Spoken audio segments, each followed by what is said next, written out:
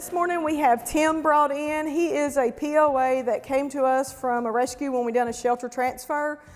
We've been letting him hang out for the past week, but during that week we noticed the other day his eye was just watering just a little bit, and we kept a watch on it. And then today I'm like, nope, we definitely got to take a closer look.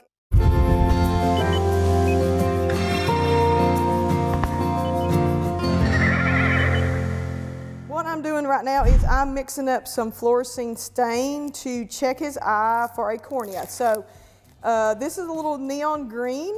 I will put on the eye, and if there is a scratch on the cornea, once I rinse it off, if there's no scratch, it should all rinse off. If there's a defect in the cornea, it will show up and stay behind. He is a POA, which means he has Appaloosa in him. You can tell by the mottled skin as well. He is at a higher risk for recurrent uveitis, unfortunately. Inflammation in the eye, which can, as people call it, moon blindness, and can unfortunately lead to long-term blindness that way. My first thing to check out on him is, do we have corneal scratch, or is it just uveitis? I need you to tilt your head just a little bit, darling. Yeah, well, yeah, that way, yeah.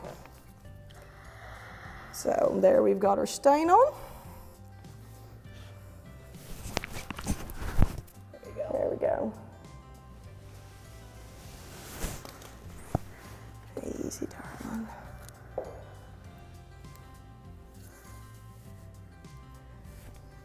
Good news is there is no stain left behind, which means he is more than likely just going to be in a uveitis moon blindness flare. Now this may not be his first episode. We have no way of knowing if he's had them before.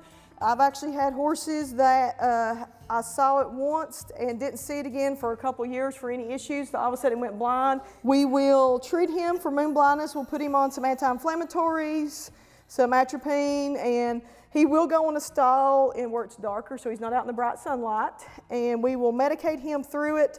It's not predictable of how often it reoccurs, when it will come back that way. So if he makes it to being up for adoption, we will definitely let the adopters know that he has had at least one occurrence of it, and to be on high alert for future episodes of it. Even though he doesn't have a corneal scratch, it is just for owners to know, corneal scratches are serious. They're not a, well, let's wait and see, because those things can quickly in a horse turn down into a melting ulcer in a heartbeat.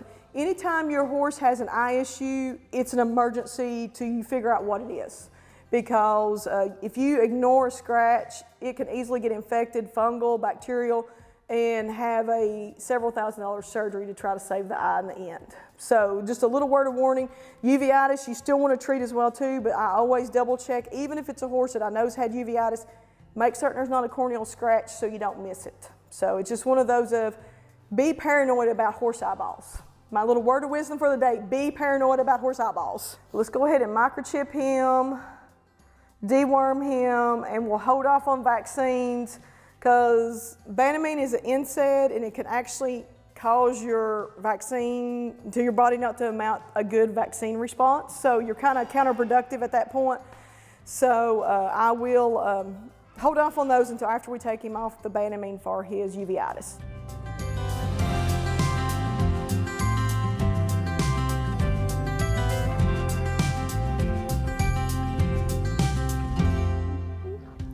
And the reason he got on my radar even quicker was we noticed a little bit of runniness on his face. He had it that first day we looked, the eye was clear, there was no cloudiness or anything, and that's why I made a note. I said, well, keep an eye on it, you know, it may be the haze, something like that. Well then, next day we're like, no, it's definitely more. So that's something, just always, again, be paranoid about eyes, keep a close eye on them, and that's what we done. We done the wait, let's see what it is, and by day 2 we're like, no, we got something more going on than just hay.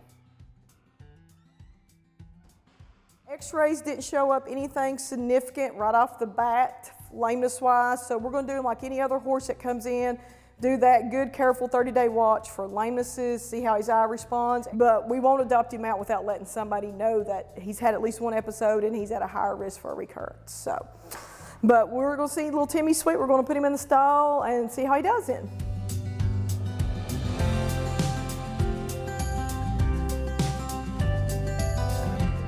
Good girl. Good job, sweetheart. You are a sweetie. Any pony that will stand still and let you do that is a good pony.